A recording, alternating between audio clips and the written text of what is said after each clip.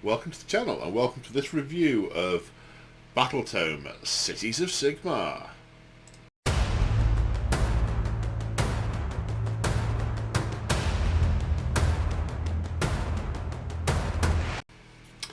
That's right folks, GW have sent me this Battletome free of charge for your reviewing pleasure. So, haven't done one of these in a while. I'm gonna step through the book page by page and call out bits that I think are interesting. Basically, flick through the book and ramble about it as I go.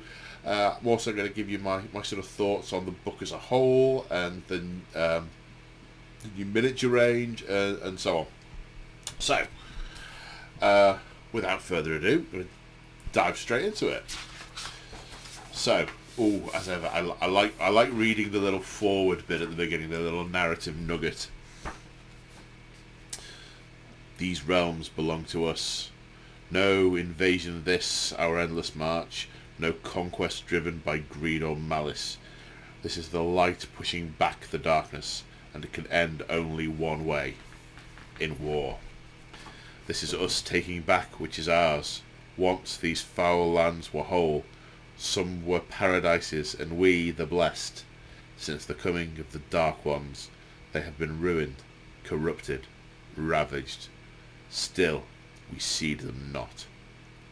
We walked that path once, we fled or hid away, but with the tempest times changed.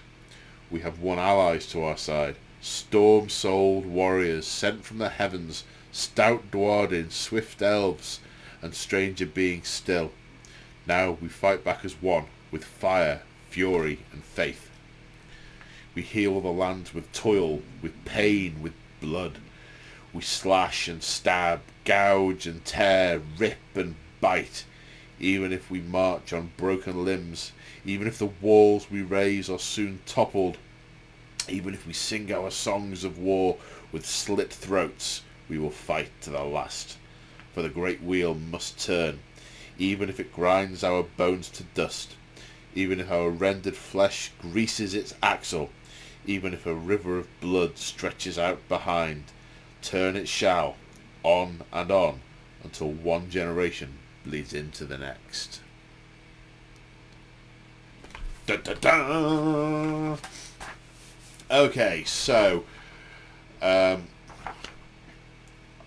there's a lot in this book that is new. There's a new miniature range, partly, and a new approach to how the cities of Sigmar are structured and how they work, and a mechanic for a very different battle trait mechanic.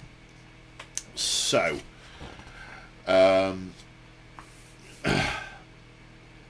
First off, we've got obviously the narrative sections. We've got sections on the scions of the God King. This is talks about the cities of Sigmar themselves, sort of generally.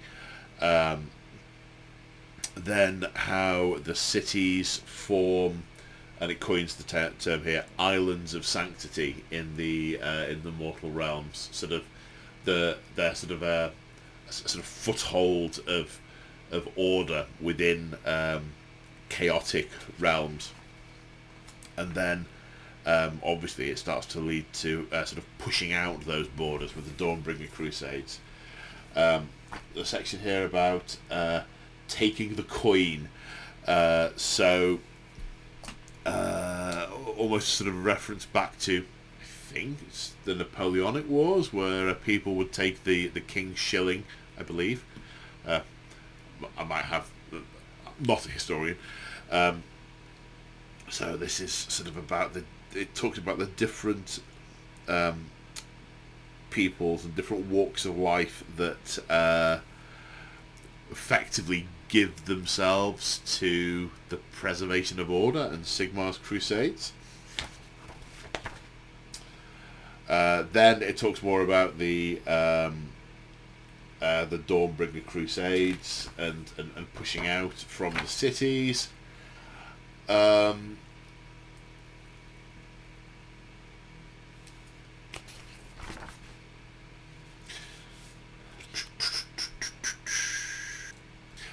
And then there's a sort of narrative section that sort of explains the transition from the human Cities of Sigmar forces that exist in the previous Battletome, and in the narrative, it goes sort of some way to explaining narratively why all of what was there before has been thrown out, and what all this they have here is now new. Because there is quite a change from, not just from a miniature range. I mean, I was expecting a lot of miniatures to be refreshed. What I wasn't expecting quite so much was a lot of the units to be deprecated in the way that they have been. And this sort of explains it. It talks about how effectively Cities of Sigmar work on sort of fortress warfare. And it gives the story of this one particular marshal who, on a Dawnbringer crusade, whilst under attack by, I think it was Crawboys? Is it Crawboys? Yeah, Crawboys. And when they were harried and getting badly beaten, what they did was they broke out a lot of the building supplies of the Dawnbringer crusade and fortified themselves, because they were going to die anyway. They used them to fortify and fought off the Crawboys. Then they sort of dismantled the fortifications, moved down the road, as it were, and as soon as they were attacked again, built the fortifications back up again. And sort of this concept of a mobile fortress has grown up from that. And then it talks about how the commanders in Azir and other cities cotton on to this, think it's a really good way of warfare, and then codify it and push it out across all the cities. And there is a section here of saying, even when it's not the appropriate way to fight, now this is how Cities of Sigmar fight. And they sometimes get themselves in a bad way if they're sort of going through swamps or deserts or terrain that doesn't lend itself to this. But this is how the Cities of Sigmar do it now. So that's kind of putting a bit of narrative around, we've taken all these miniatures out the range, these are your new ones, these are how they operate, and kind of, they haven't just sort of retconned the way it works. It makes reference to, this is, post the breaking of the realms, post Kragnos Awakening, Siege of Excelsis, I want to say not the Moon Infernal, Be'lakor shenanigans with the storm. Is it Moon Infernal? It's going to annoy me now. Anyway, so it sort of talks about why they've gone from one thing to the other. Then there's a big thing on Akshi.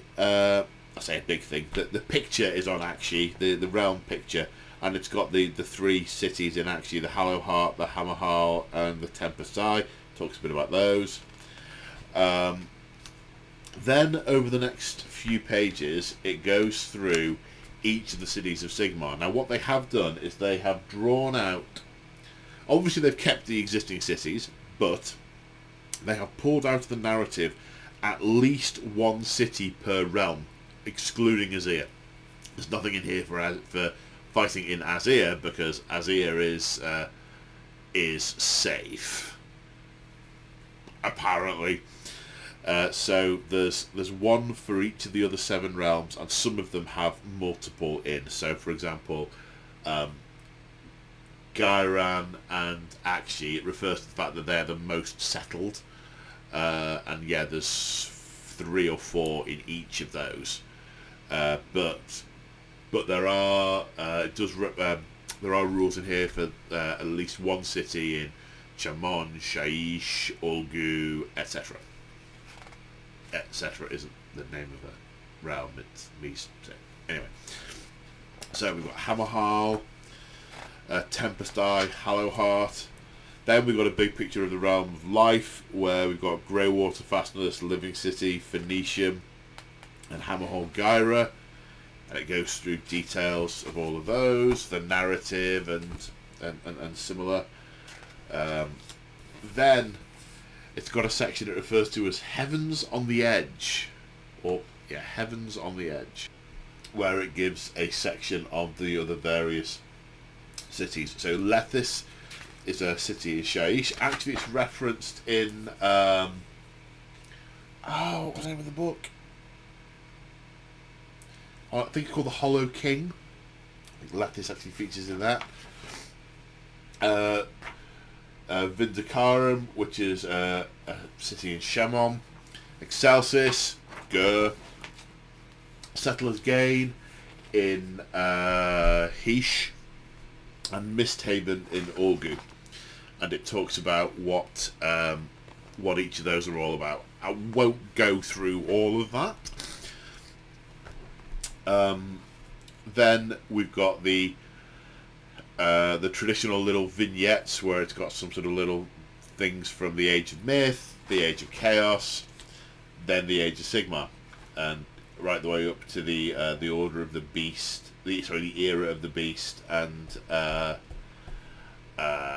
Dawnbringer Crusades and all that good stuff, via the Necroquake and the Realmgate Wars and all the events of the various of the previous editions.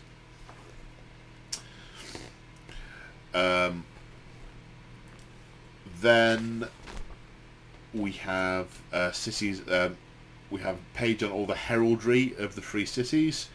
Talks about with a little sort of little picture and some description. So to pick one, not at random, Lethis. The soldiery of the bleak ravens wear pale amethyst accented with helms, the charcoal black of funeral pyre. Off-white leather and bone-hued accents are common, and their uniforms are further adorned with skulls, saintly relics, ravens' wings, runes and sacred scripts to act as defence against the supernatural. They are based in Shaiish. Well, to contrast, Excelsis, city after my own heart. As a Gurish city, Excelsis is never short of good leather. Its colours are cream, tan, red and warm brown, accented with the white of the Knights Excelsior. Fearless hunters, the city's troops wear every scratch and scar with pride. Their icon is a stylized spear in reference to the Spear of Malice.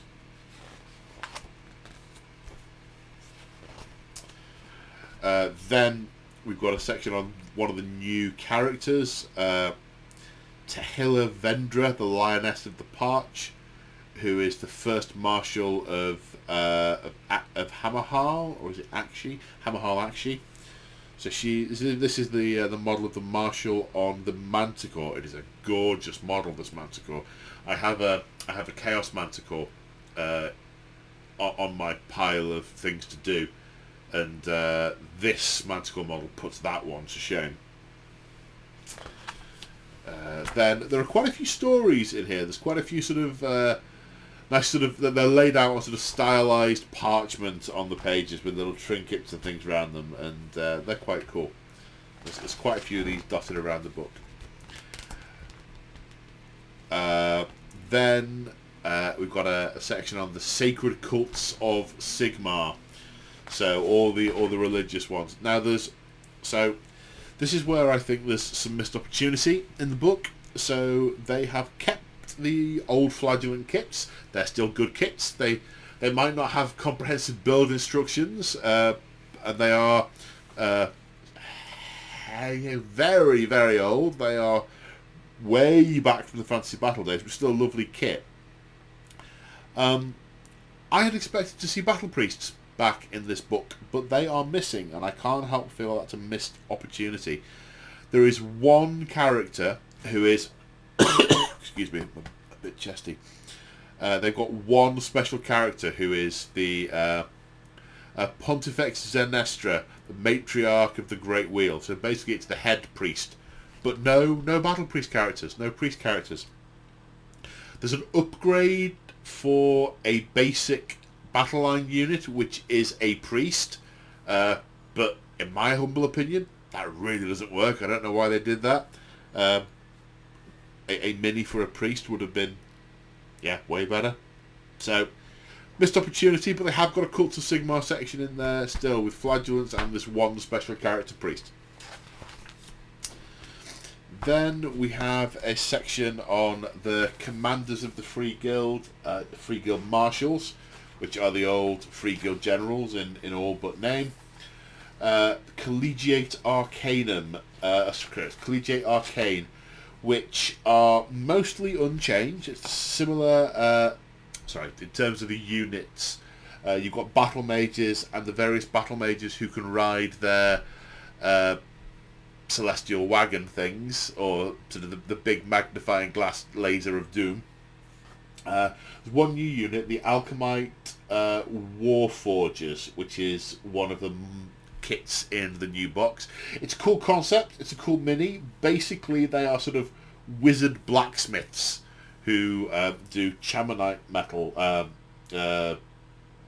magic, and they're a buffing unit. I quite like them as a concept. That's the new Collegiate Arcanum unit. Then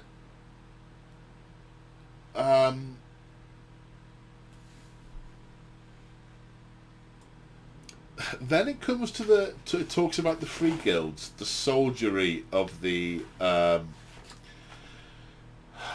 Free Guilds. So you've got sections in here that talk about the Steel Helms, which are your basic troops, the Cavaliers, which are your cavalry, and the Wild Corps, which are your sort of scout ranger types. It then goes on, there's a bit about the Free Guild Command Corps and the Fusilier Major on Ogre Warhawk, and then Free Guild Fusiliers. One of my observations is it feels like the models are all really cool. I love the models, and the concept for some of these units I think are quite good, and I do like. It feels like the amount of choice has been reduced. So the Steel Helms are your basic unit. Now if you contrast them to Free Guild Guard, you had 3 weapon options. So you could have halberdiers, spearmen, or sword and shield. You have one option for Steel Helms. The miniatures are lovely. They've got a mix of all sorts of different weapon options on the models, and they look really cool. For the first time in a very long time, when the box arrived, I just built them all straight away. They're sat on my painting desk at the moment. They're at a cube, but they are on my painting desk. But it's less choice than there was. The Free Guild Cavaliers, previously, the cavalry options that we had Demigryph Knights, Outriders and Pistoliers. They were the human cavalry options. There is now one cavalry option, the Free Guild Cavaliers. Gorgeous models, I like the way they've done them, but again, it feels like less choice. And it really, the one thing, if I had to pick one thing that I'm very surprised about and I would have done differently, is taking away the Demigryph Knights. They feature prominently in a lot of the narrative. A lot of the books I've read recently that have been released within the last year, so it will have been whilst this was in development, the Demigryph Knights are a core part of the Cities of Sigmar's way of war, and the miniatures still stand up quite well. And I don't know. I can only assume it's something to do with the upcoming Old World, and they're going to just go back to the Old World. But it didn't feel like they had to take them out. They felt like they could have stayed in, and nothing else would have had to have changed. But they could have kept those in, and more would have been added. It would have been richer. Again, the Cavaliers have no, from what I remember, weapon options. We'll get to that when we look at their war squad. There's no weapon options there. They just have what they have. So less variety. 3 units down to 1. Now, shooting units, there were 2, handgunners and crossbowmen, and there are still 2. There's the Fusiliers, which are basically handgunners, but with giant mobile shields. And the Wilder Corps. So these are effectively sort of crossbow armed rangers that have packs of dogs with them. Now, I've looked at this and gone, well, I could use my handgunners as counts as fusiliers. And I'm like, okay, yeah, but my handgunners are sort of wearing a sort of cloth shirt, and these guys have got a 4+ save because of their big shield. It's like, okay. Well, what about the crossbowmen? Well, the Wildecors come in, I think it's 7 crossbowmen with 4 dogs in the unit, and it's a fixed ratio, and they are reading the description, they're a scout and harrying unit. So when I'm thinking about building up a large army, I can't see them being ranks and ranks and ranks of those. Variety on the back line. I can sort of think of one unit off to the side skirmishing. So I sort of feel like the sort of option for battle line there is, again, it's been reduced. And the command corps, I like all the individual units in the command corps. There's a surgeon, there's a champion, there's a spy master, there's a soul warden, I want to say soul warden, and a battle, I think it's a battle standard. Now, I think they're all really, really cool. I'd have much preferred they were individual heroes, because if I'm running Misthaven, which is a sort of nefarious, very sort of spy type city, I'm like, yeah, I want a spy master. If I'm running Gur, I don't want to automatically have a spy master in my command corps. It doesn't fit for me. And the same goes for Soul Warden. I'm like, oh yeah, I'm doing Lethis. I want this thing that protects the souls and shepherds them towards Sigmar and away from the old bones. But I don't necessarily want that if I have a command corps in Heish. That seems a little bit dark for Heish. And I'm like, so I'm not sure what to do with that unit. It's one unit with multiple personalities that I sort of think, not a fan of that. The Fusil Major on Warhawk. Fusil Major on Warhawk. Basically, a character sniper riding an ogre. I guess if Cruel Boys can ride Troggoths, gunners can ride ogres, right? Oh, there's a wasp. Hello, Mr. Wazzer. Would you mind going away and not stinging me, please? 1 minute. Sorry, I don't know why my belly was of particular interest to that wasp, but it seems to have gone now. Ironweld. So, the Ironweld Great Cannon. So, this is now fits in with the sort of mobile fortress aesthetic. The Fusiliers are part of that fortress aesthetic. The Steelhounds are part of that mobile fortress aesthetic. I do like that mobile fortress aesthetic. I don't know why they couldn't have left a couple of other things in as well. It's probably got something to do with... he's back. It's probably got something to do with the old world.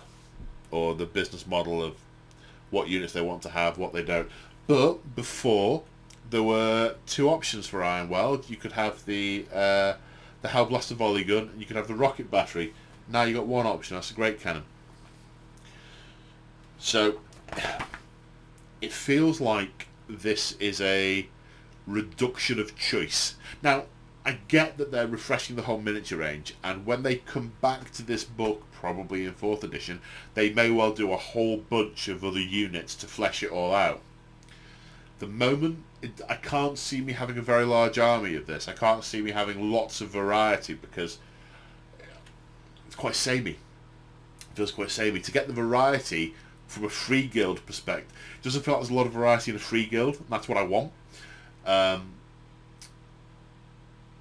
It feels like to get the variety, you've got to add the elves, you've got to add the Dwarden. So, speaking of elves and Dwarden, there's Elven Alliances. Goes some background on the Darkling Covens, Scourge Privateers, the Order Serpentis, and the Shadow Blades. They're the ones that have all stayed in. And the Dwarden, you've got the Ironweld Arsenal, which there's nothing new added to that. It's some of the existing units are still there, and they're Dwarden, but they're Ironweld Dwarden, along with the Dispossessed. So there's background on all of those. Then there's a really nice section with some really nice dioramas and set pieces with various different cities. There's lots of pictures of the new minis. The way they've designed these minis is really, really cool. They've all got panels on their shields or on the barding or on the or like the fascias of the cannons for transfers, and they put sheets and sheets of transfers in the army box. So whichever city you want, there are specific places for the transfers to go. They've done that very, very well. I really like that. Makes it superbly easy to pick the right city. I mean, looking at the page here, and they've got a steel helm from each of the cities: Hammerhal, Axia, Tempest Eye, Hallowheart, Gyra, Living City, Greywater Fastness, Lethis, Vindicarum, Excelsis, Settlers Gate, Misthaven, and they all look sufficiently different. I'm looking at this, despite my reservations around the variety, each of these I'm thinking, because what I did before was I just painted up a free guild in fairly neutral colours, and I've used it in various stories. Now, these are the free guild in this realm, these are the free guild in this city, and so on. Yeah, kind of does away with that, but I'm like, oh, okay, so I know I want to do some hammers, some anvils of the Helden Hammer. Well, actually, if you look at the story, it says, oh yeah, there's an anvils of the Helden Hammer in Lethis. I think there's also one in Greywater Fastness. And I'm like, oh, I need a Lethis contingent. I need some Greywater Fastness ones. And then looking at this makes me want to do all of the armies, all of them, straight away. Except maybe Settlers Gain, because Lumineth. And, yeah. Because I see that being... doesn't appeal to me to play. I like it from a narrative point of view. I like this sort of very haughty Lumineth.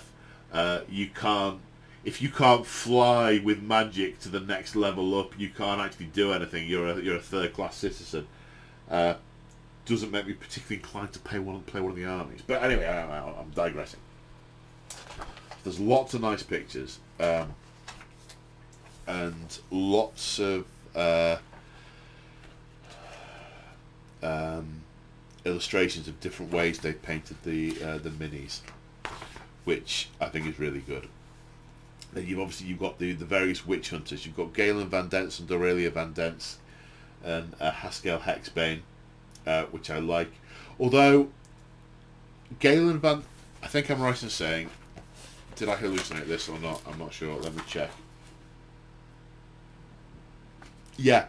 Dorelia Van Dents and Galen Van Dents, they are now a single unit. You cannot take them individually, and I do not like that. Because if you read them in the books, they aren't always together. They are independent, especially after the siege of Excelsis. They go off and do their own thing on a number of occasions, so I don't like that you have to take them both together. 1 minute. Sorry, I've got a bit of a... I'm not very well at the minute, and a little bit of lubrication is helping. And I'm drinking less Coca-Cola because it's very expensive at the moment.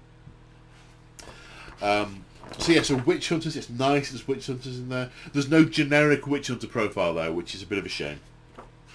I had hoped for sort of a generic witch hunter and a generic battle priest, because they are big parts of the lore, but they haven't seen fit to put them in the... Then we've got some really good painting guide. There's how to paint the shields step by step for various cities, and then summaries for the ones that haven't got a step by step guide. So they've got sort of Greywater Fastness, Settlers Gain, Hammerhal, and then examples for the others, but different ways, because there's very sort of pronounced wood grain effect on the shield, and it's how to achieve that. So yes, some really good stuff there. And similarly with cloth, there's the method for doing the coloured cloth for each of the cities in here. I like. Different helm types, different leather variants. It's good. I like inspiration from these. I like being able to see something and use that as a kernel for my work, and then branch off it. Also, different skin tones: light, flushed, mid-tone, dark, which I think is really good. Because I find I struggle with skin tones. I can do like 1 or 2 tones well, and every time I try and experiment with a different tone, it just doesn't look good. So I tend to stick to what I know. But there's more things to try in here, so I will be experimenting with more. Same with the horse variants. All my horses look the same, but actually there's 4 or 5, well, 4, not 5, actually, clearly 4, 1, 2, 3, 4. There's 4 different horse variants on here, which I think I will try and do when I next do the horses. Now we're into rules. So you have the battle traits. Let's talk battle traits. So you have to take a city, and basically it means you've got to pick a realm. If you want to do a generic Shaishan thing, you can use Lethis. If you want to use something from Ulgu, you use Misthaven. So there's something for each realm, except Azir. So you have to pick a city. Then you have orders. Now, you don't get any generic battle traits like +1 to this, or reroll that, or this particular little sniggly rule that you get. What you get is orders. And there are orders for humans, for elves, for Dwarven, and general ones that anyone can use. And in the command phase, you place an order on each of your heroes. The book comes with tokens which have got the order on one side or something neutral on the other side. Your opponent doesn't get to know what you've done. And you can use each order up to 3 times. The Dwarven heroes can use the generic ones and the Dwarven ones. The human ones use the generic ones and the human ones, and so on. And they're really flavourful. I will go through them in a minute. I really like this. And you can use each one up to 3 times. Now, obviously, regular viewers of the channel will know in my games I don't pay attention to those kind of restrictions. I just do what makes narrative sense. But, if you're a follow the book exactly kind of person, it's good because it does let you use it a few times, and it's scalable. It's not you have this once per turn. So, for example, I know from recent games, I know that Stormcast Eternals, Knights Excelsis, their special rule is, in the combat phase, pick a paladin unit, they get to do this. That's not particularly scalable if you're playing a 10,000 point game, for the sake of argument. Or a 5,000 point game, probably more realistic. You get that benefit if you're playing 1,000 or 5,000. This is scalable. So every hero you have gets an order at the start of your command phase, hero phase, and they have they each have rules around how and when they are activated. They are also not commands, so they do not count the total of orders being issued and or received. And it's all to do with the fact that no one part of a City of Sigmar army is particularly strong. Their strength is working in unison. So you have to have these multiple elements together. And it's how a lot of the sort of mobile castle of the Free Guilds type thing works. It works via the orders. So very similar from a 40k perspective to Imperial Guard, where individually really not very good. But actually if they follow blindly the instructions, guiding a whole strategy, it can be very powerful. And that's what this replicates. Disclaimer, haven't played it yet. So that's how the orders work. Now there are 2 pages of orders. There are generic. So I'm going to go through them all. So cities and generic ones. Advance in formation. You reveal at the start of your movement phase. You can add 3 inches to the movement of units that start their move within 3 inches of the hero. And at the end of the phase, units with the appropriate keyword can become fortified. A lot of the Free Guild units have got 2 modes for things, fortified and unfortified, and depending on whether you've sort of said, right, castle up, again, the stats change. So there's a little bit of complexity in this book, but actually I think once you played it once or twice, it'd be really nice and smooth. So there's move faster and tortoise up at the end of it. So that's generic order. Counter charge. You reveal at the end of the enemy charge phase. Pick a series of Sigmar unit that's more than 3 inches from all the enemy units, and within 3 inches of this hero, you can attempt to make a charge. And you improve the rend characteristic of your weapons by 1 when you do. Nice. They're the 2 generic ones. You can use, any unit can use those. Right, human ones.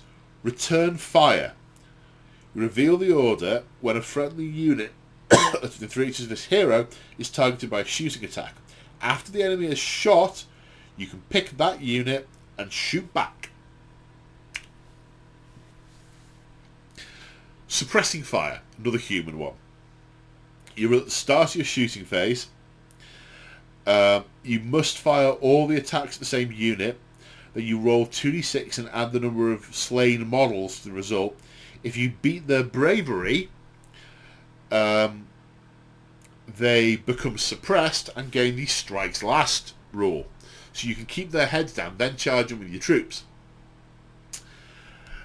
Engage the foe is the other human one. You'll be able to start your charge phase.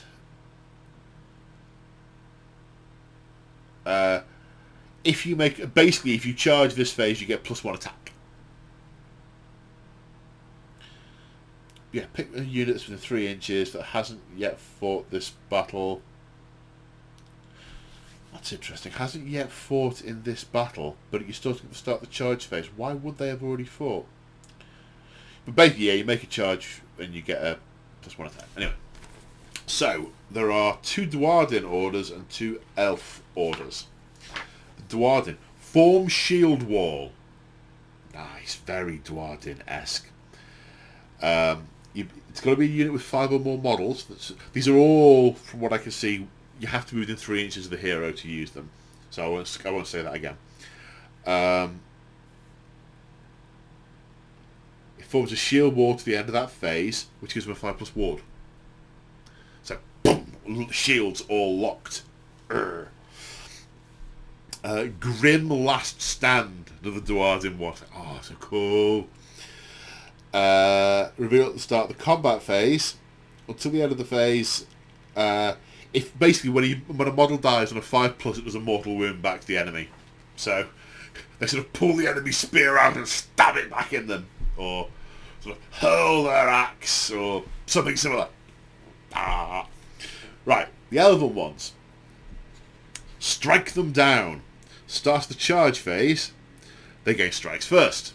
Very Elven, very very fast and stabby.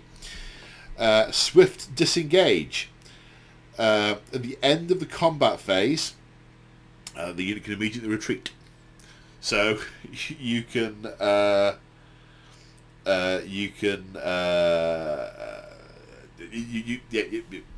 said it. You can retreat. So they're the orders, and you can do each one of those up to 3 times, or play on up to 3 heroes. So you could really coordinate a big thing.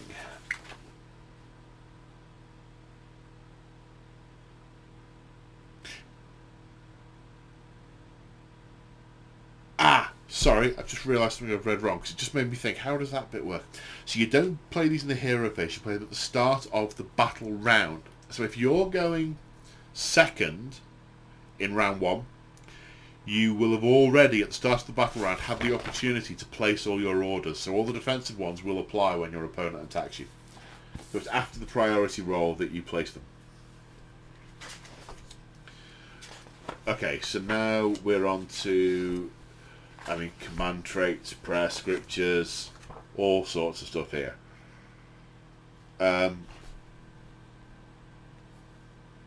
Okay, so Sentinels of Order for human generals only. Divine Champion. The general becomes a priest if they are not already a priest. and they know the Hammer of Sigmar prayer below in addition to any other prayers they know. So I guess this means you could take a priest model and it would be a free guild marshal, and then you give it this upgrade and it becomes a priest for battle priest. That's maybe a way around that. Has to be a general though. Anyway, that Hammer of Sigmar prayer, answer value of 4, range of 12, add 1 to wound rolls for attacks made by friendly cities of Sigmar human units whilst they're wholly within range of the chanter. That's nice. Grizzled veteran, wound rolls made for attacks that target the general only wound on an unmodified 4+. I do not like that.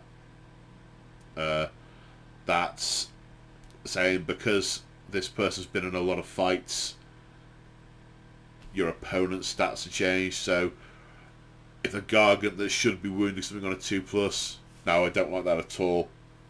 I've not read this previously, I only glanced over these pages. Yeah, there was a lot of stuff that got into 9th ed 40k like that I really don't like. Ho ho. Well, I won't be using that anyway. Master of Ballistics. When you issue an all-out attack command to a caster-like unit in the shooting phase, add 1 to wound rolls, in addition to the normal all-out attack. Fiery Temper. You can reroll charges for the general. And if the general has made a charge move, you can reroll charge rolls for friendly cities of Sigmar human units whilst they're wholly within 18 inches. So your general charges first and gets to reroll, and if they make it, you can reroll for all of the others within who are within 18 inches. That's nice. I like that. Right. Lords of the Mountain, Dwarden command traits. Of mighty lineage. Start the combat phase. You can say this general will issue a challenge. Pick an enemy hero within 3 inches of the general to the end of that phase. The strike's first effect applies to this general. All the attacks must target that enemy hero. Okay, sounds cool. Insurmountable Resilience.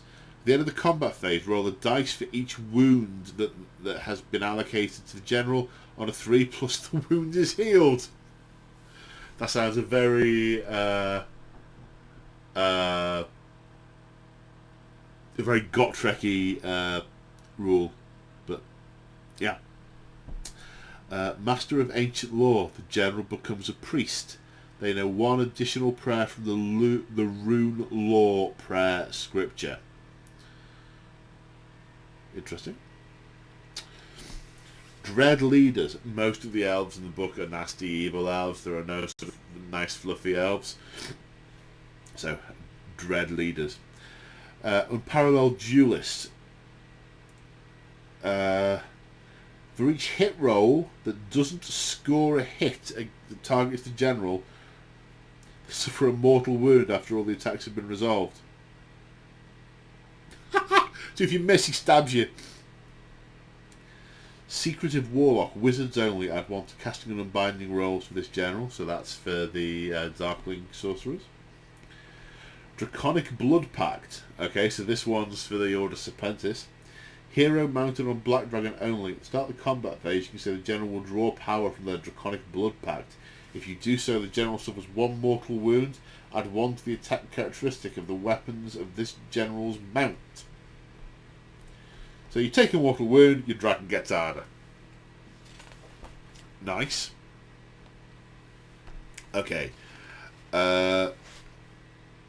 Treasures of the city. So artifacts of power. So the human only ones. Now, this is sort of where they've put some of the realm specific stuff in. In previous books, the artifact would depend on what city you were from. They don't now. You can have, because I guess some of these things just get traded throughout realms. So, for example, things like glimmerings, which are from Excelsis in Ger, they are on the generic thing now. Once per phase, reroll 1 hit or wound or attack roll or 1 save roll.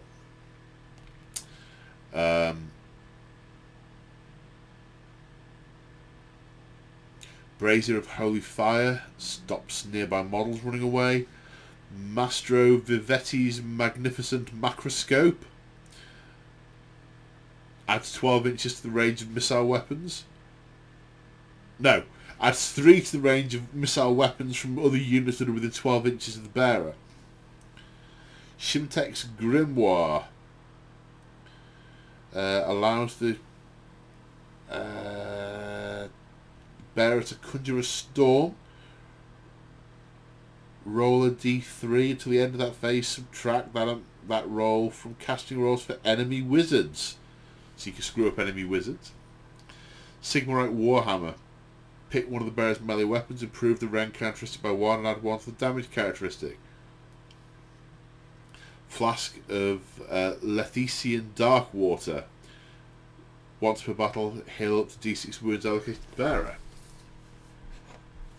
Dwarden ones. You've got a Book of Grudges, which can give you bonuses to attacks. Pile Driver Gauntlets can make your enemy strike last.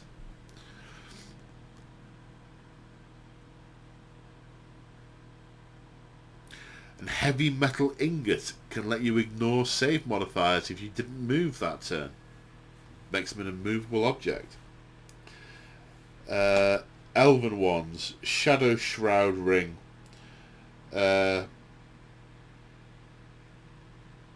Once per battle, you can't be targeted from units that are more than 12 inches away from you. Venom Fang Blade. Can do additional mortal wounds on a roll to hit the 6. Anklet of Epiphany. 6 inches to the range of spells whilst they're on terrain feature or on an objective. Right, spell laws and prayer scriptures. So the Collegiate Arcanum excuse me. So previously on the Battle Mage, on the War Scroll, there was sorry about that. Previously on the War Scroll, it told you how many. It said if you're from Akshi, you have Fireball. If you're from Gur, you have Wild Form. It doesn't have that on the scroll anymore. The lore has 8 spells on it, and it doesn't say you have to be from one of these realms to cast it, but basically it's 1 per realm. Fireball, Transmutation of Lead, Twin-tailed Comet, Pall of Doom, Mystify Miasma, Far's Protection, Rain of Jade, Wild Form. So that's a reasonable mechanic, but what it does mean is you'll get battle mages who are fire wizards and painted up as fire wizards going, oh, I'm going to take Pall of Doom because that's the best one for this game. That I don't like. But, that's down to narrative over competitive, and I guess that's just individual preference. Law of Dark Sorcery, these are elf wizards only, so they are only going to be the Darkling Covens. Sap Strength, which is -1 to wound to your opponent. Umbral Hex. Roll 2d6 for Battle Shock rather than 1. Note to self, paint one of those. And the other 40 odd troops that you need to make it look narratively right. Tenebrae Blades.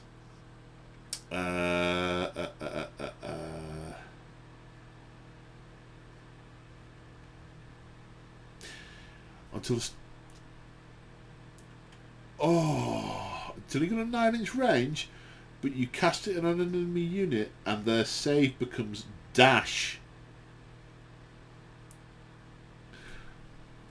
With a gesture from the caster, wisps of Orgian magic coil around their allies' weapons, momentarily allowing them to pass through armour as though it were no more than mist. Basically takes your opponent's armour save away. Pick a friendly Series of Sigmar elf unit wholly within range and visible to the caster. To the start of your next hero phase, when making save rolls, change the target's save characteristic to dash. So I guess if the save characteristic is dash, it could be improved by all-out defense and this and that and the other, but the characteristic becomes dash. So if you're a Stormcast with a 3+ save, it goes to dash. Ow! Ow! Ow! And prayer scriptures. There is one tangential. There is one thing I definitely say about this book. The having tried to put together elf armies and have fought against dwarven armies in the previous series of Sigmar, they have definitely, whilst they haven't refreshed the range at all, they have brought the units up to spec, and they have done stuff that makes them nice and flavoursome and playable, and probably they seem like they would be competitive. Not that I'm the best person to be able to pass comment on that. So prayer scriptures, rune law, so Dwarven priests only. Rune of unaltering aim, add one to attack rolls from missile weapons from nearby units. Rune of oath and shield, -1 wound rolls for units that attack that unit. Rune of wrath and ruin. Pick an enemy unit within range, 18 inches. Roll 6 dice. For each 5+, they suffer a mortal wound. In addition, if it suffers 3 or more mortal wounds from the prayer's answered until that unit is ruined until the start of the next hero phase. Whilst it is ruined, ignore positive save roll modifiers for attacks that target the unit. Interesting.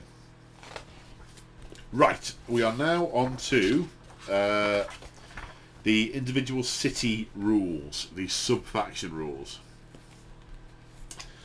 So, Hammerhal Akshi.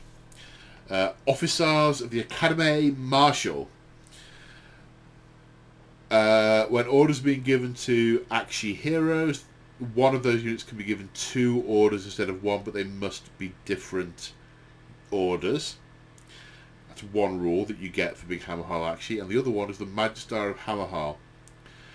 If your Hammerhal Akshi army includes an allied Aventus Firestrike, who is the Magister of Hammerhal, he is a Hammers of Sigmar special character on a big, flyy, horny Pegasus dragon thing. Begins with a T. T-A, Torg, something. Horny, flyy Pegasus dragon. If it includes Aventus Firestrike, at the start of your hero phase, you would achieve an additional. You receive an additional command point whilst the model from the battlefield. Hammerhal Gyra, Bounty of the Verdant City.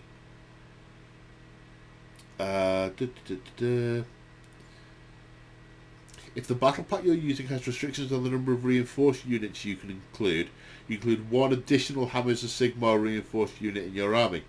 In addition, friendly Hammerhal Gyra human units have a bravery characteristic of 10, whilst they have 10 or more models.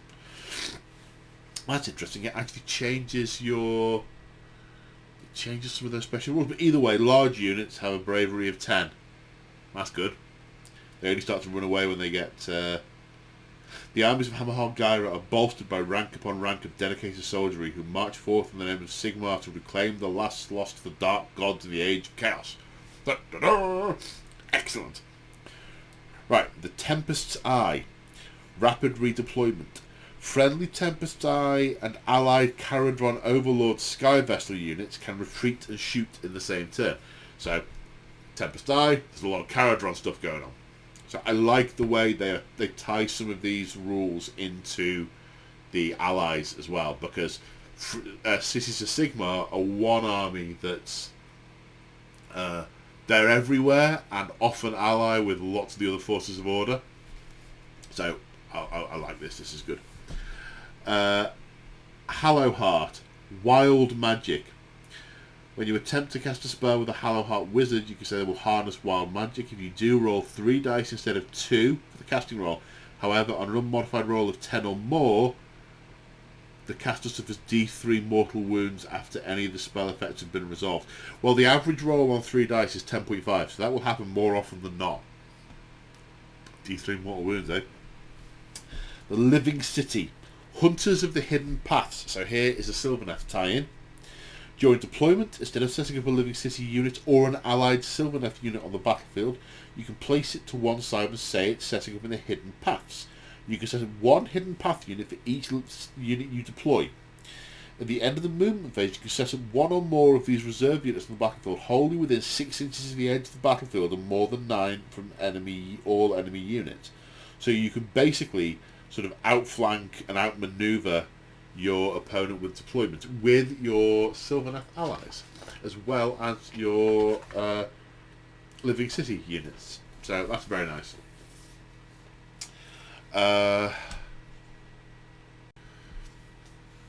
Right, Greywater Fastness. A Greywater Welcome.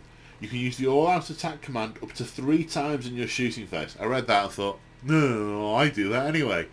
Then, in addition, the first 2 times you use it do not cost you a command point. And especially if you've got that one that gives you the command trait that gives you the bonus to all-out attack for shooting. Oh, nice. Lethis.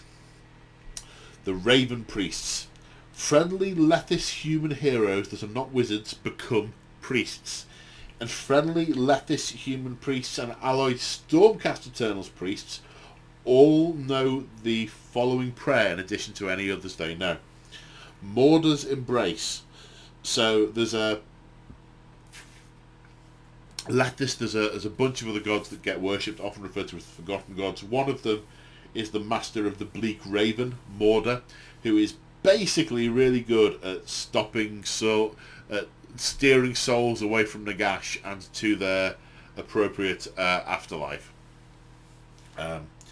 Morda's Embrace is a prayer with an answer value of 4 and a range of 12 inches. If answered, pick an enemy unit within range and visible to the chanter. Ward saves cannot be made for that enemy unit until the start of the next hero phase. Now, that's obviously useful against all units that have got ward saves, but every death unit has a ward save of 6+, so it's beautiful against for fighting. Beautiful for fighting against the armies of death. Vindicarum, Unyielding Faith. Friendly Vindicarum units can receive the rally command whilst they are within 3 inches of enemy units. So you've got units that are staying still, maybe with the same bravery. You can put rally commands into them, which can be done in either hero phase, not just your own. You can be returning unit models to those units whilst they are engaged with the enemy. That is really good. I like that. That sort of talks about the Sigmarite faith, which is a big cornerstone of Vindicarum. And friendly Vindicarum flagellant units will come back on a 5 rather than a 6. You've got units of 20 flagellants and there's like 2 left. Insane bravery. Not insane bravery. Inspiring presence. It's the next hero phase. Rally. Sorry.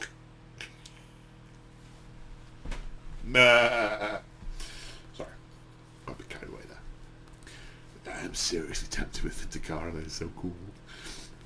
The problem with Vindicarum is that I don't have I haven't got in my collection or plans for my Stormhost armies. I haven't got the corresponding Celestial Vindicators. I think I haven't got those, so I'm like, But that's so funny. Excelsis, Fearsome Breeds. I'd want a wound characteristics for friendly Excelsis monsters. In addition, every time a Free Guild Cavaliers unit fights and all the attacks have been resolved, pick an enemy unit within 3 inches and roll a dice for each model in the Cavaliers unit. On a roll of a 4, that enemy unit suffers mortal wounds. So basically, each cavalry model will do a mortal wound on a 4+ at the end of the fight because they are fearsome breeds. So you kind of could, if you were doing an Excelsis army, have Demigryph Cavalry and say, they count as Free Guild Cavaliers, but they are really so different in terms of stats and the base stats and background. So, Settlers Game. Expert Instruction. I'd want the casting rolls for friendly Settlers Game Wizards. In addition, you receive 1 additional command point if your general is within a Lumineth Realm Lord hero. Then Misthaven, Shadowed Approach. At the end of the hero phase, pick up to 3 different friendly units that are more than 12 inches from all enemy units. Each of those can make a move of up to d6. If it has mounts, it can move 2d6 instead of 1. The units can finish this move within 3 inches of enemy units. So you can sneak up to them without them unleashing hell. Misthaven, known as the City of Scoundrels, is an infamous den for pirates and cutthroats, home to many scourge privateers, darkling covens, and the warriors of the Order Serpentis. Their armies ride out masked in the inky darkness to launch lightning raids upon unsuspecting foes. Very tempted by that one as well. You see what I was saying earlier? I'm tempted by all of them. There's so much very cool to go around. Right, we've got the Path to Glory stuff, which I don't go through. Then we are on to the War Scrolls. I'm not going to go through all of these. Talia Vendra, I'm not going to go through. I mean, she's got quite a big hitty stick. 6 attacks, does 2 damage. The Lionine Jaws has 3 attacks, it does 3 damage. The Scorpion Stinger does variable damage between 6 and D3. Special Monstrous Rampage, Paralysing Venom. Pick an enemy monster that made a charge this turn is within 3 inches of the unit. On a 3+, roll a dice on a 3+, it gains strikes last as it's been stung with Paralysing Venom. Some cool things. The Lioness of the Part, she's a Hammerhal Akshi character though, so unless you're doing Hammerhal Akshi, nah. It does make me tempted to do Hammerhal Akshi. And I get the impression from some of the from reading the Dawnbringer book, Harbingers, that Hammerhal actually is going to be a bigger thing in 4th ed, so tempting. Pontifex Sinestra is the one and only priest. We'll talk about that. Flagellants. So Flagellants, their flails and clubs are 2-inch range, 2 attacks, 4+4+. However, each time a model is slain by a melee weapon, pick an enemy unit within 3 inches, roll a dice on a 5+, that unit suffers a mortal wound. Glorious martyrs. You don't dare kill them. When all hope is lost, a flagellant will fling themselves at the enemy with reckless abandon, heedless of their own survival. Right, Free Guild Marshal on Griffin. They have kept the old general on Griffin model. You can equip it with a rune sword, a great hammer, a lance. Now, what's really quite bizarre is in the cavalry, they don't have lances, and explicitly says the Free Guild way of war is now not lance orientated because the fighting often goes on after the initial charge. But of course, they perpetuated this model, which does have a lance. They have to give it lance rules, which is one of the other reasons why I think they should have kept the Demigryph Knights in here, because this is like the leader for the Demigryph Knights. There is another Cavalier Marshal unit in here, which leads the cavalry, and I am going to grumble about that for many, many, many, many years.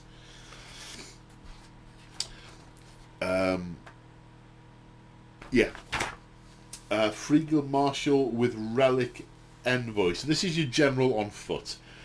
There's nothing particularly special about it. They have a heroic action that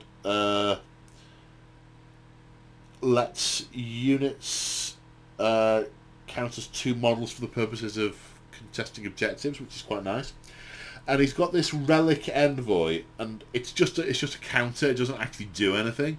It's like the old Potgrot or Stabgrot or Griffhound. It doesn't do anything. However, the rule it gives you is the Attendant Relic Envoy. And the Relic Envoy can either attend the Marshal, or they can deliver a message to a nearby unit. So you can sort of move it round to sort of remind you what you've done with it. If it attends the marshal, you get to do a second heroic action.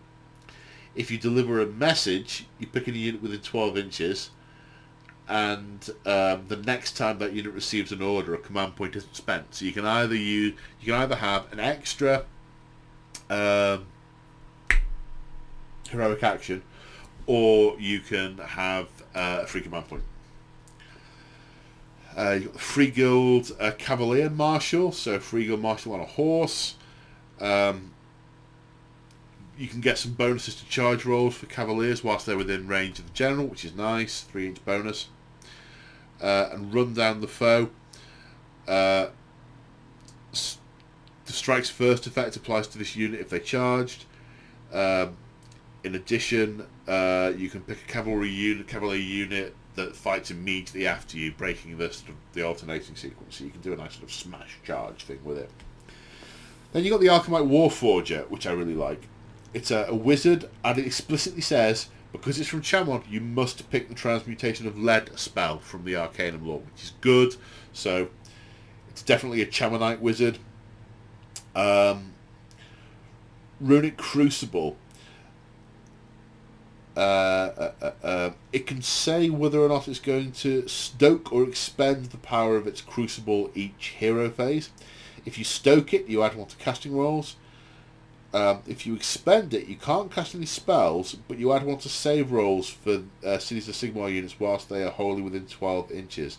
So you're sort of fortifying the metals of those units. Now most of those have got a 4+ save anyway, so you're giving a 3+ save to your basic human infantry within 12 inches if you do that. It's also got another spell called Blazing Weapons, which you play on a friendly human unit. Modified rolls to hit of 6, cause a mortal wound in addition. So, yeah, you can use these to... It's a buffing unit, but you can use it to buff your save or buff your nearby unit's damage, which is nice. Battle Mage spells we've kind of already talked about. One thing is quite interesting though is the old Battle Mage model, there's lots of funky little extras, like there's a flaming skull or an hourglass or a ritual dagger that they can do. There's now a rule for each of those. Arcane trinkets. You pick an arcane trinket for the model to have, and they get a special rule for it, which I think is really cool. I like the way they've done that. Ancient Grimoire, add 1 to casting rolls. Eldritch Hourglass, 5+ ward save. Enchanted Blade, +2 attacks. Ensorcelled Skull, add 1 to unbinding rolls.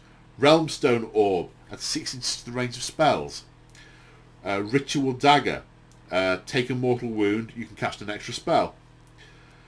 Spectral Potion, pick an enemy unit within 12 inches, they take D3 mortal wounds once per battle. Battle Mage on Griffin. None of this is particularly different from the previous edition, so I will gloss over this. Has to take Wild Form as its spell because it's from Gur. Gets the Amber Spear spell. Gets additional with the 2 heads. Can get extra hits when it attacks. It's nice. Then you've got the Battle Mage of the Celestial Hurricanum, which is a hero option, and then just the Celestial Hurricanum on its own as a regular option. Same with the Luminarch. There's a Battle Mage on a Luminarch option, and there's the Luminarch on its own.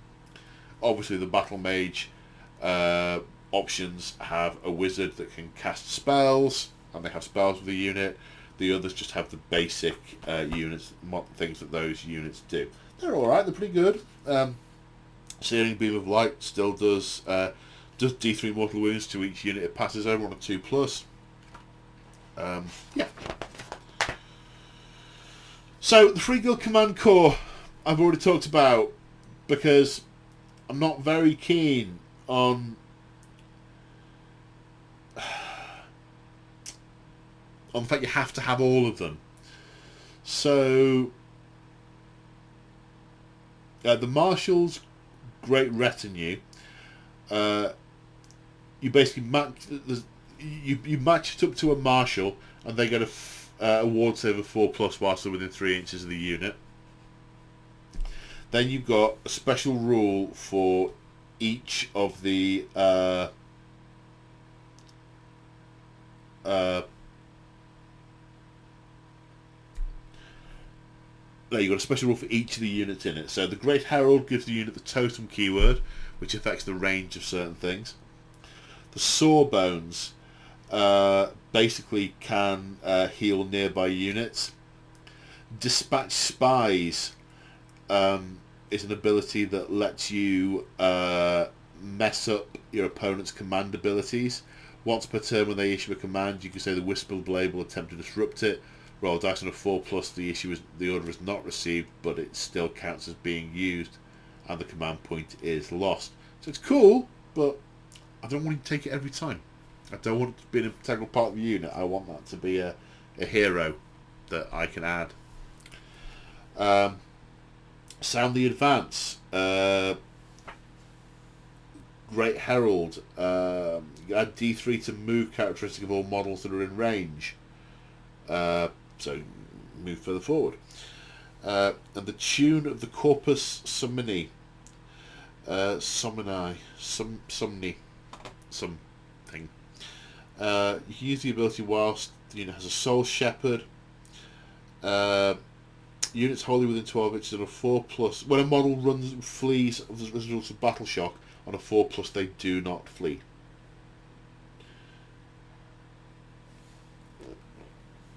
Right. So now we're into... there's just so many units. Now we're into the Free Guild Steel Helms. Fairly basic profile, 4+ save, 2 attacks, 4+4+ dash, 1 damage. Hold the Line is one of the special rules. When it receives all-out attack or all-out defense, you can play it on another unit that's within 12 inches that hasn't already received a command. So you basically get a 2 for 1. And then you get this is the really weird, one model in the unit can be a Battle Priest. And what that does is it gives the unit the Consecrate the Land ability. On a 3+, you can say you're going to consecrate the land. If you're on an objective, you can try and consecrate the land. On a 3+, you roll that. On a 3+, you consider to be consecrated, which gives you a ward save of 6+, whilst the thing is consecrated. Which is a cool rule to have for a Battle Priest, but why 1 in every 10 in every unit of your basic unit of basic troops? That's missed opportunity. And anyway. You may infer, not a fan. Free Guild Cavaliers. 2 wounds, 3+ save. Basic weapon is 3 attacks, 3+3+ -1. Devastating charge. If you charge, add 1 to damage and Ren. So on the charge, they are 3 attacks, 3+3+ -2, which is Lance characteristics. So they've said you don't get lances, but they've actually put a lance profile on the weapon, which is a bit weird. But yeah, 1 profile, no options, other than a unit champion. But right, Free Guild Fusiliers. So the Fusel Cannon, whilst mobile, is a 12-inch range, 1 attack, 4+4+ -1. In a fortified position, which you'll remember, that's an order that they can give to this unit because it's got the right keyword. The range is 24, 2 shots, 4+4+ -1.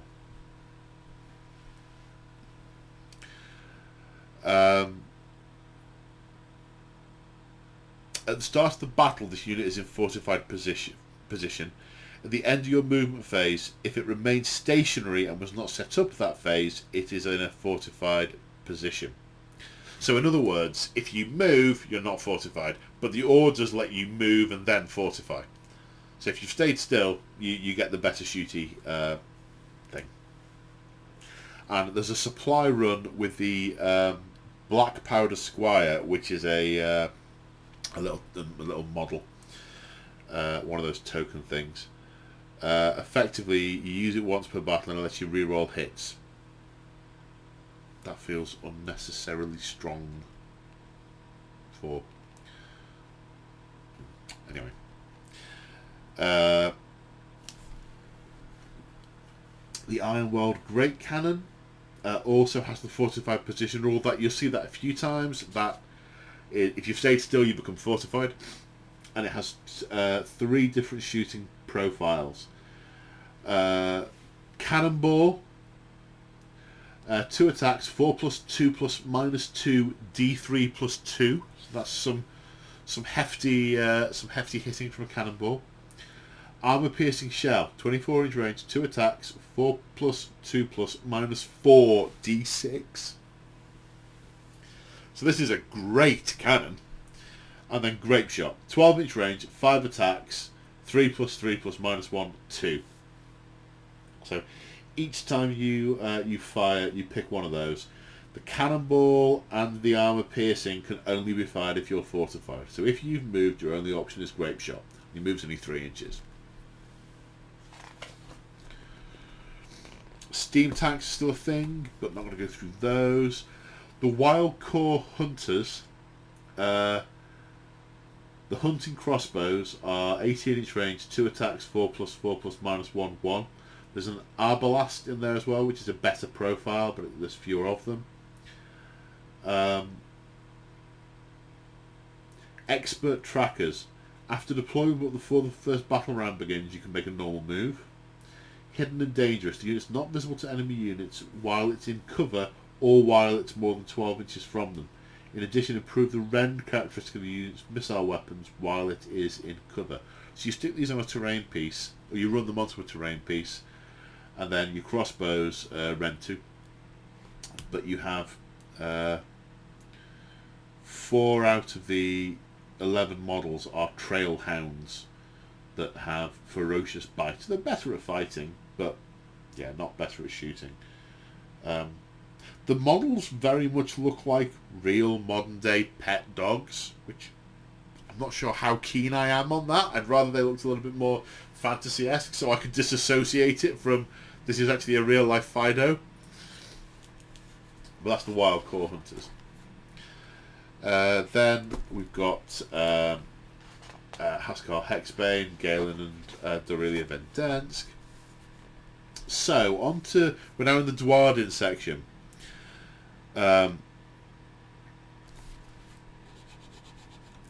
The Warden King has 5 attacks, 3+3 -2 D3, which is quite nice. Fearless Leader, you can pick another Dwarden unit to fight straight after him. And Ancestral Grudge Bearer, you can pick an enemy unit to bear a grudge against at the start of the first battle round. 6 is to hit against that unit, automatically wound. Do not make the roll. Longbeards are now much better. They're the they're the veteran Dwarden, and before they were really no better. They were worse at fighting than the young Dwarden. Now they're better. They still have a great axe and a shield option. The great axe, 2 attacks, 3+3 -2 1. The hand weapon, 2 attacks, 3+4 -1 1. If you take the shield, the save goes up to 3 rather than 4. Rather than the old grumbles that were there, where you had a choice of 3 different things that they could grumble about that buffed nearby units, there's now 1, and it's called I thought Dwarden were made of sterner stuff. Dwarden units that are wholly within 12 inches, when models flee on a 4+, they don't. So yeah, they shame the beardlings into not running away. So they're now quite good. The Hammerers are much better than they were. I'm not sure if they had this before, but Kingsguard, they get a 4+ ward save whilst they're within 3 inches of a Warden King. 2 attacks, 3+3 -2, 2 damage. So the Gromil Great Hammers, they now pack some wallop, whereas before they didn't necessarily live up to their name. So they're looking pretty good, I think. Iron Drakes, I don't think they're much changed. They're fine. Iron Breakers, again, not much changed. 2 attacks, 3+4 -1 for their Ironbreaker weapons on with a 3+ save. Gromil Shield Wall. When they are picked for the Form the Shield Wall order, they get a ward save of 4+ instead of 5+. And these are your battle line units. So you might have units of 20 of these, and yeah, they'll get a 4+ ward when you form the Shield Wall, which is one that an order that some of your nearby Dwarven can actually give. Nice. Right, Cogsmith. Nah. Before, the Cogsmith, you kept him by all your artillery, and he gave them buffs, and he could fix them. None of that's there now, because none of that artillery's gone. The only thing it's got is it's now got the direct the gyrocopters rule, which means that it can give gyrocopters orders from wherever they are on the battlefield, rather than having to be near them, because obviously they fly away. Special effects there.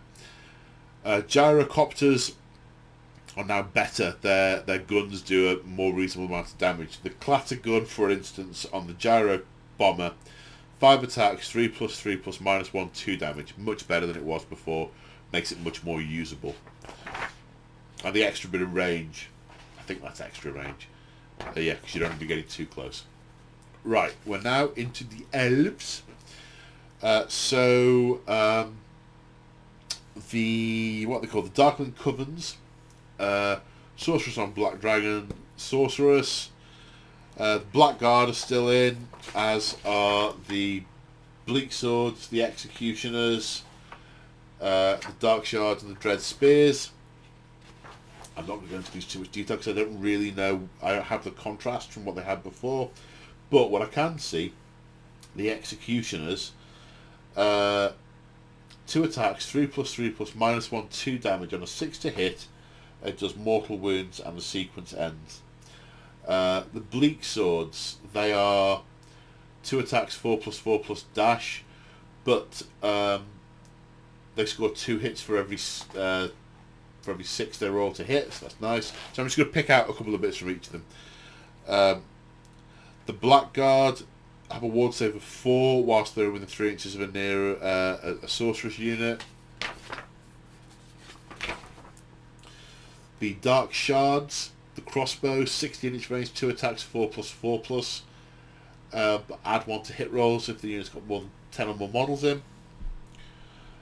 Dread Spears, add 1 to hit rolls against an enemy unit if they charge this turn. So you sort of brace your spears and you get +1 to hit. 2-inch range, 2 attacks, 4+4+. So there's some good basic units in the Darkling Covens. A couple of nice elite units. And then the sorceresses that can do all those horrible, horrible things. Blood Sacrifice. This is a sorceress ability. Start your hero phase. You can pick one friendly Darkling's Coven model within 3 inches to be slain. Add 2 to your casting rolls to the end of the phase. Word of Pain. Casting value of 7, range of 18. Pick an enemy unit, suffers D3 mortal wounds and is -1 to hit until your next hero phase.